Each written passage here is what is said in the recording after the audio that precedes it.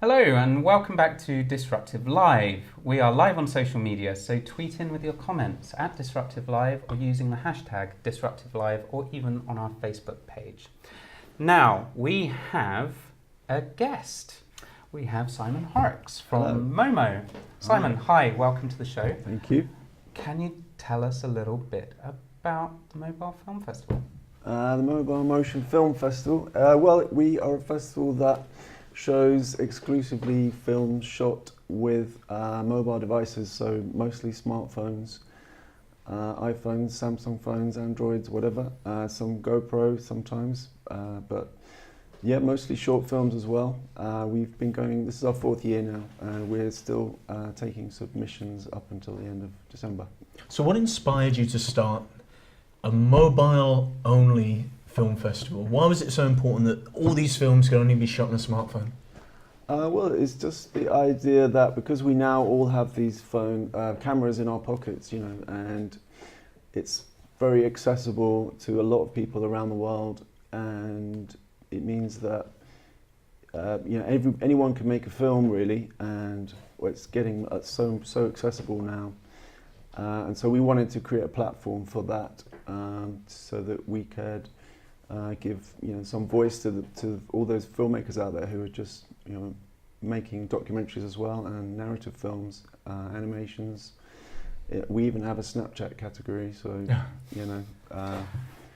we think it's exciting, and we want to. But also, it's actually exciting to show it in a cinema, because it's quite rare that you shoot a film on your phone and you see it on a big screen, with 100 people watching. So how do you think, with the improvements in technology and phone cameras, how have you seen this both increase in popularity, and where do you see it going? I mean, is more user-created content going to end up on the big screen?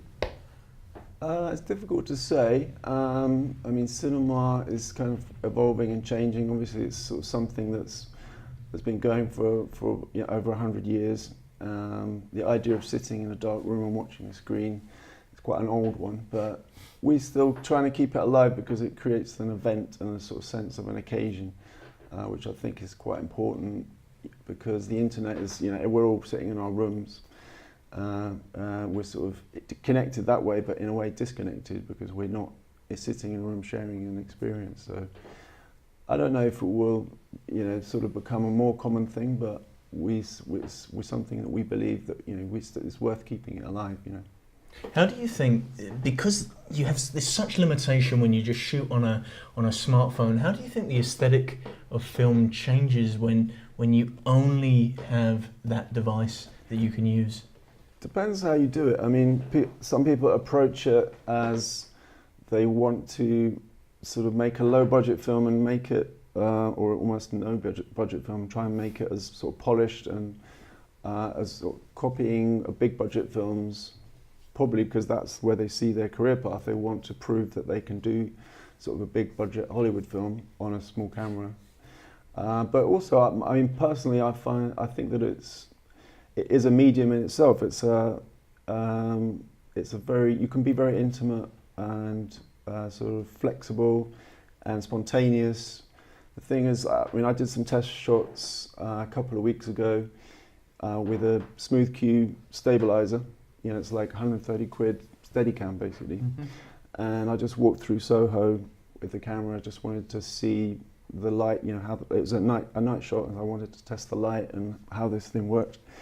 And it was very crowded. It was like a Friday night, busy Soho, and I don't think one person looked at me. I was just a pedestrian as far as they were concerned, because we're all so used to people having their phones out and filming each other, and it's just a normal part of life now. So now I can't be sure if someone's taking a selfie in the street or actually making a feature film. It could be one or the other. You may find yourself being an unwitting extra in the next breakthrough in maybe movie. a winning film. And this came from, it came from your idea originally, but we have seen smartphone films win big festivals. We've seen a smartphone film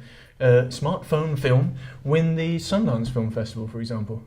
I don't think it won exactly, but it was a hit at Sundance, and it was quite a surprise to a lot of people that you could do something at that sort of quality with, well, they use iPhones, but yeah. Now, given the quality you can achieve these days using a phone and a few attachments, do you think it's going to give budding directors a chance to get their ideas and their things out there onto the world stage, or even be shown at your festival without the big movie budgets? Well, it's just basically anybody can start if they want to, and with all the digital editing software and sound editing software as well, there's a lot of free music online, or very low cost music, so it's just much easier, faster, so there's no real excuse for you not to. If you want to be a film director, really you need to practice your craft. It's just like learning an instrument, for example. So how does the traditional film community see this sort of art? Do they see it as a progression of film, as a new form of filmic experience, or do they see it as cheapening the medium of film? Yeah, I think there's still quite a lot of skepticism from the industry, people that consider themselves professionals.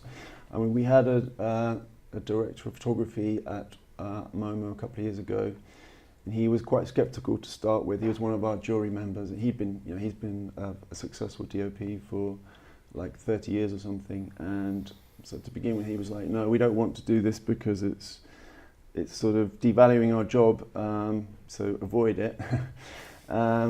But once he sort of was not sure about the quality, but once he's seen it on the screen, he was kind of converted, and he said, "Wow, this is, I'm converted to this because it looks amazing, actually." So if there's any budding smartphone filmmakers out in the Disruptive Live community, how do they get involved? Get making film. The story is always the most important thing. So if you have a cool story, go out, film it. You can submit to us on Film Freeway. So you look out for the Mobile Motion Film Festival on there, and you can submit until the end of December. That's fantastic. Yeah, so you had it here. If you do want to submit any films, then please do get in touch with Momo and Simon. So Simon, thank you for joining us.